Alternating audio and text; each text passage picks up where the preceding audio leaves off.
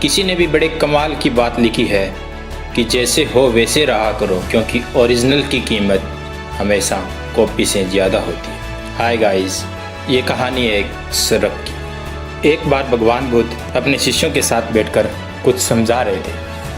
थोड़ी देर में वहाँ पर राजा अजातशत्रु आए। राजा बोले, हे भगवान, जब से मैं आपका अनुयायी बना हूँ तब से लोग मेरे सीधेपन का फ़ायदा उठाने लगे हैं। पहले सभी लोग मुझसे बहुत डरते थे क्योंकि मैं बहुत क्रूर था और किसी को भी मृत्युदंड देने में क्षण भर की भी देर नहीं करता था। पर जब से मैं आपका शिष्य बना हूँ तब से मेरा मन इन सब कामों में नहीं लगता है और मैं सभी को प्रेम देना चाहता हूँ, परंतु कुछ लोग इस चीज़ का गलत फ़ायदा उठाते हैं। तब भगवान बुद्ध बोले कि मैं तुम्हें एक कहानी सुनाता हूँ।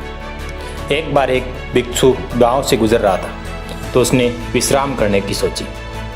वह एक गांव के पीपल के पेड़ के नीचे विश्राम करने के लिए ठहरा।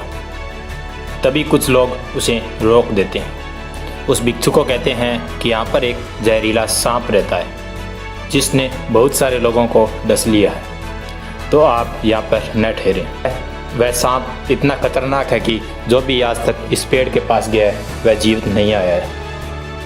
वह भिक्षुक उन लोगों की बातों को अनसुनी कर उस पेड़ के पास ठहर जाता है।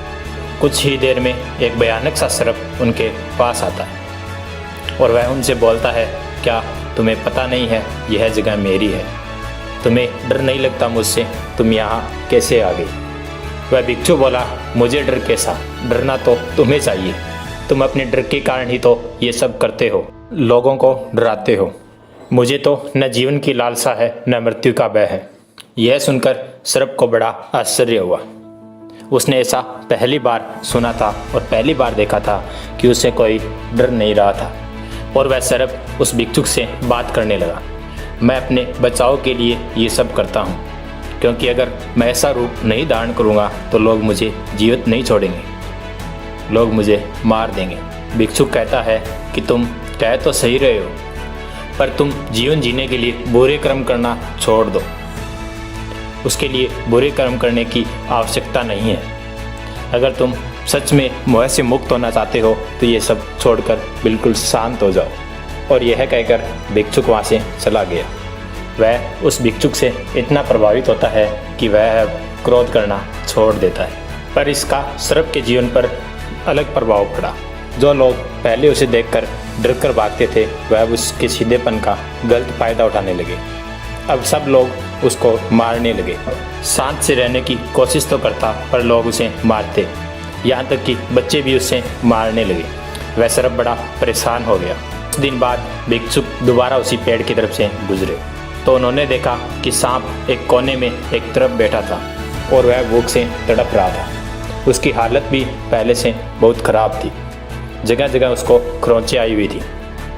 वह भिक्षुक उस सांप के पास दोबारा रुक गया और उसे पूछने लगा। तो वह सांप बड़ा दुखी होकर बोला कि हे भगवान, जब से आपने मुझे शांत रहने का बोला है, वह प्रेम से रहने का बोला है, तब से लोग मेरे साथ ऐसा ही कर रहे हैं। मेरा जीवन कठिनाइयों पूर्ण गुजर रहा है। अब आप ही बताएं कि मैं क्या करूं? तो भिक्षुक बड़े ही प्रेम से बोलता है कि हे मित्र, मैंने तुम्हें यह नहीं कहा था कि तुम अपना स्वभाव ही चेंज कर दो, तुम लोगों को डराना ही बंद कर दो। मैंने तो ये कहा था कि तुम अपनी क्रूरता बंद कर दो। अगर तुम अपना स्वभाव, अपनी प्रवृत्ति ही छोड़ दोगे तो ऐसा ही होगा। सांप की प्रवृत्ति एक जहरीली होती है, इसलिए लोगों के मन में उसका भय होना जरूरी है। भिक्षुक बोले, तुम अपने आप को भीतर से सही रखो और बाहर से क्रूर बनो। भगवान बुद्ध अब अजातशत्रु से बोले कि तुम इस कहानी का उद्देश्य समझ तो चुके ही हो। तुम अपना स्वभाव मत बदलो पर अपने आप को भीतर से बदलो। राजा अजातशत्रु अब समझ चुका था कि उसे क्या करना है। तुम्हारा उद्देश्य किसी को नुकसान पहुंचाने का नहीं होना चाहिए। इसका मतलब यह नहीं कि तुम गलत का विरोध करना ही बंद कर दो।